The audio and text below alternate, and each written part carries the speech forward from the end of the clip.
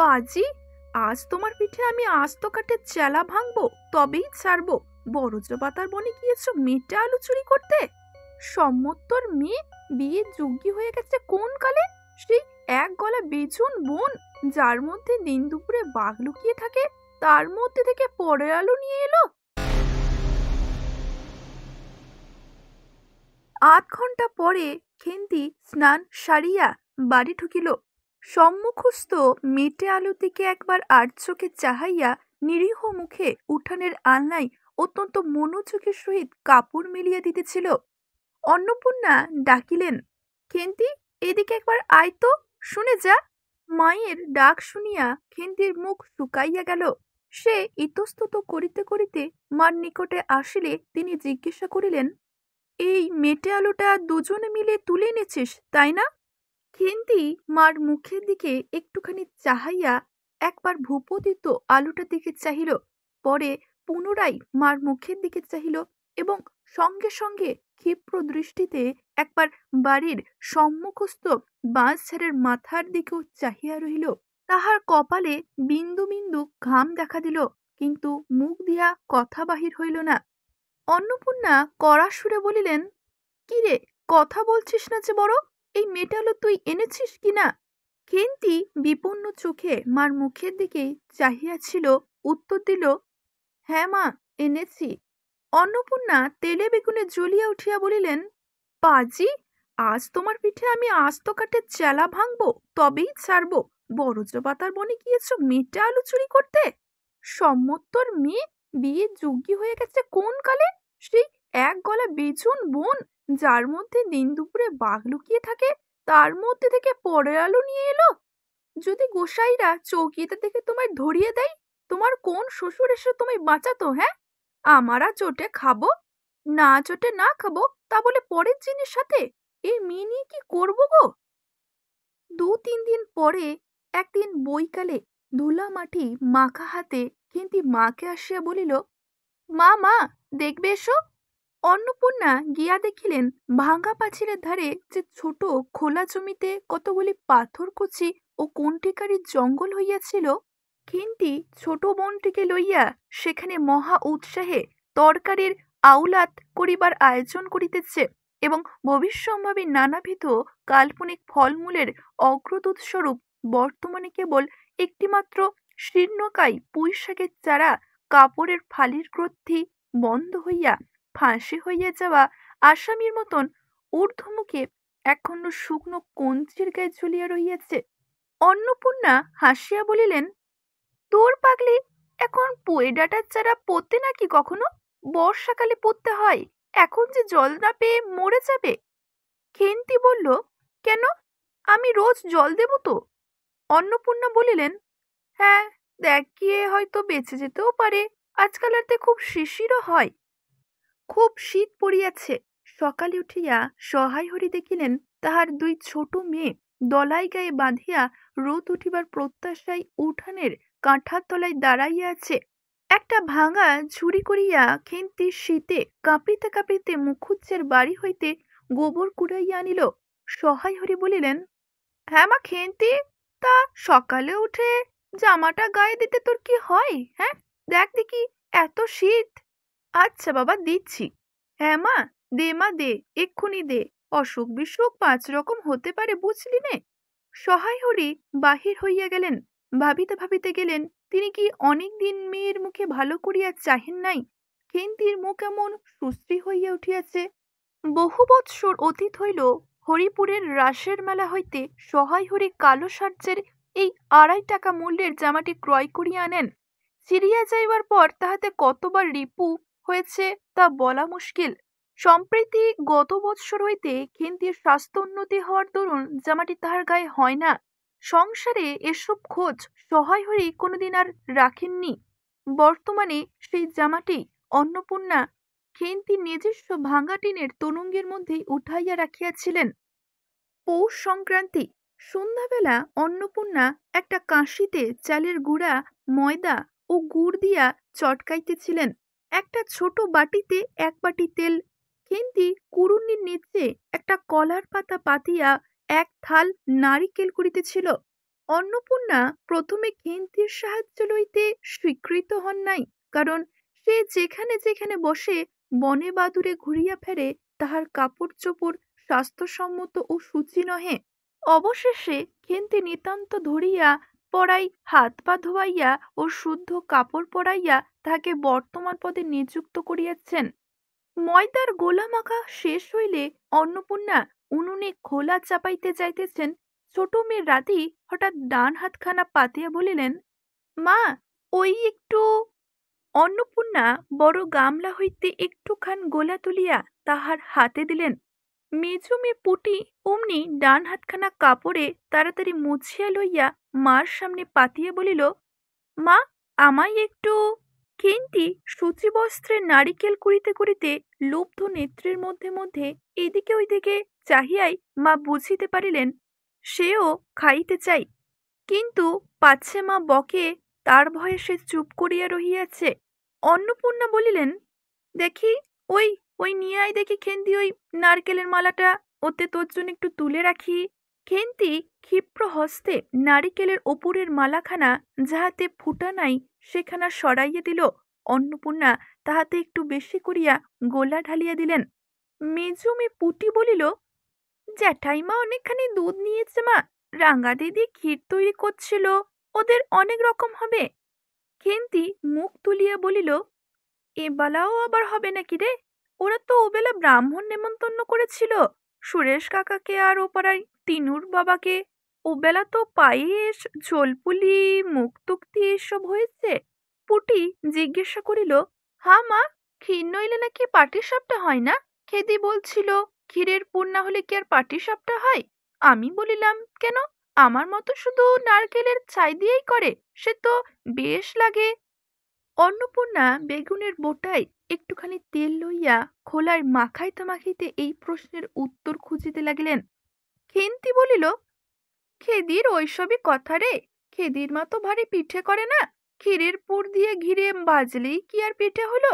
সেদিন জামাই এলে ওদের বাড়ি দেখতে গেলুম কিনা, তাই খুড়িমা দুখানা পাটিসাপটা খেতে দিলে।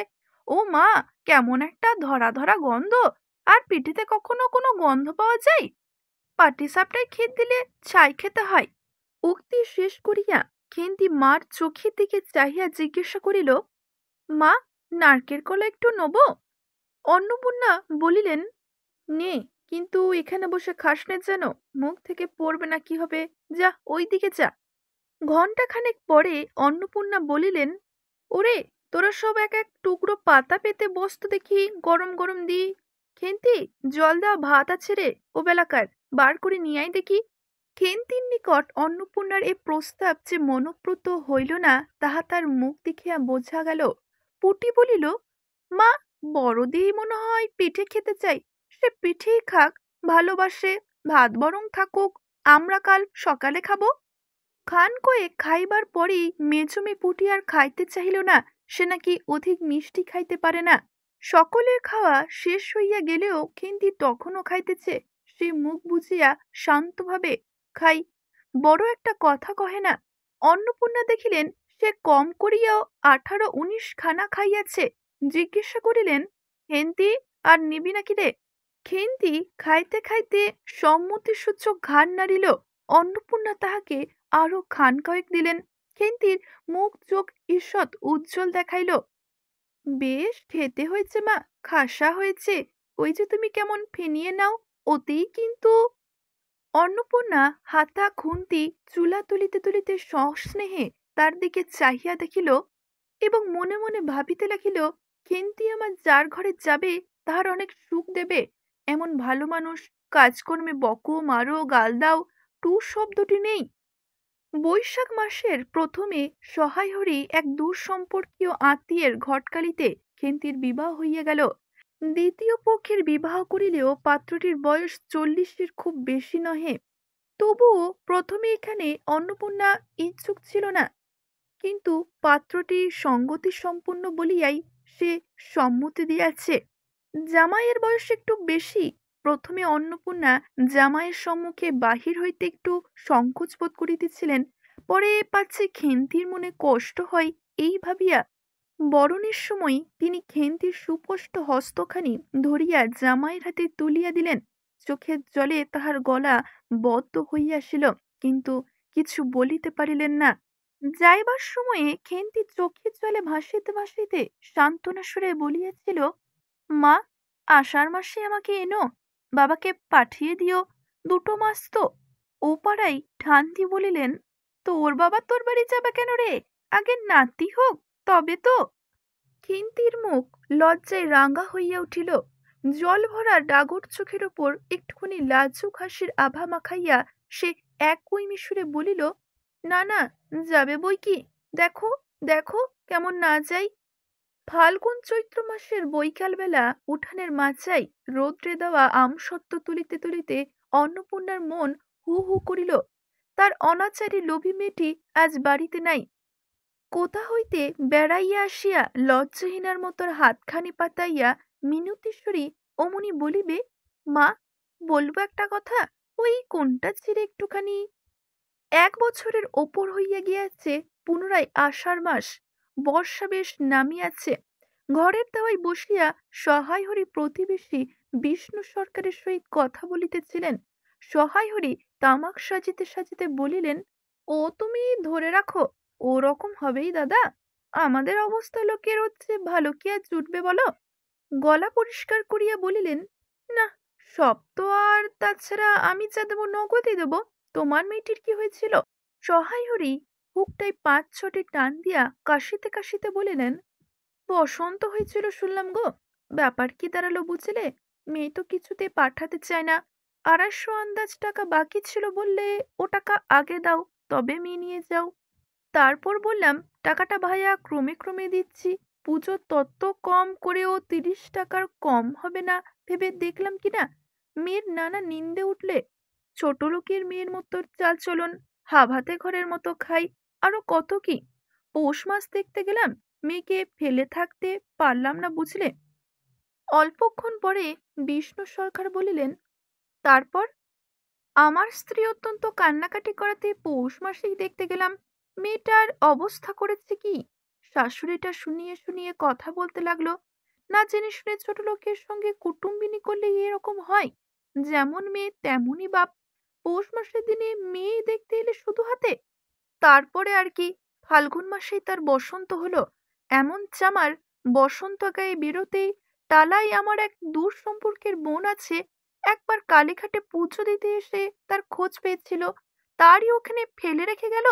আমায় না একটা সংবাদ না কিছু, তারা আমায় সংবাদ দেয়, তা আমি গিয়ে, তা দেখতে পাওনি ওকে? না, এমন চামার, গহনাগুলো অসুখ অবস্থাতেই গা থেকে খুলে নিয়ে তবে টালাই পাঠিয়েছে। তারপর কয়েক মাস কাটিয়া গিয়াছে, আজ আবার পৌষ পার্বণের দিন। এবার পৌষ মাসের শেষাশেষি এত শীত পড়িয়াছে যে এরূপ শীত তাহারা কখনো জ্ঞানে দেখেন নাই। সন্ধ্যার সময় রান্নাঘরের মধ্যে বসিয়া অন্নপূর্ণা সরু চাগলি পিঠের জন্য চালের গুঁড়ার গোড়া তৈরি করিতেছিলেন। পুটি ও রাধি উনানের পাশে বসিয়া আগুন পোহাইতেছে। রাধি বলিতেছে, আর একটু জল দিতে হবে না মা, অত ঘন করে ফেললে কেন? পুটি বলিল, আচ্ছা মা, ওতে একটু নুন দিলে হয় না? ও মা, দেখো মা, রাধির দোলাই কোথায় ঝুলছে, এখনই ধরে উঠবে। অন্নপূর্ণা বলিয়া উঠিলেন, সরে এসে বস না, আগুনের ঘাড়ে গিয়ে না বসলে কি আগুন পোহানো যায় নে? এই দিকে আয়। গোলা তৈরি হইয়া গেল। খোলা আগুনে চড়াইয়া অন্নপূর্ণা গোলা ঢালিয়া মুছি দিয়া চাপিয়া ধরিলেন। দেখিতে দেখিতে মিঠে আসছে, পিঠে টপরের মতো ফুলিয়া উঠিল। পুটি বলিল, মা, দাও না, প্রথম পিঠাখানা কানাচে সারা ষষ্ঠীকে ফেলে দিয়ে আসি গিয়ে। অন্নপূর্ণা বলিলেন, যা, তবে একা যাস নে, রাধিকে নিয়ে যা। পুটি ও রাধি খিড়কি খুলতেই একটা শিয়াল শুকনো পাতায় খসখস শব্দ করিতে করিতে ঝোপের মধ্যে ছুটিয়া পলাইল। পুটি পিঠেখানা জোর করিয়া ছুড়াইয়া ঝোপের মধ্যে ফেলিয়া দিল। তাহার পর চারিধারে নির্জন নিস্তব্ধতা অনুভব করিয়া ভয় পাইয়া খিড়কি দরজার মধ্যে ঢুকিয়া পড়িয়া তাড়াতাড়ি দ্বার বন্ধ করিয়া দিল। পুটি ও রাধি ফিরিয়া আসিয়া অন্নপূর্ণা তাহাদের জিজ্ঞাসা করিলেন, কিরে, দিলি?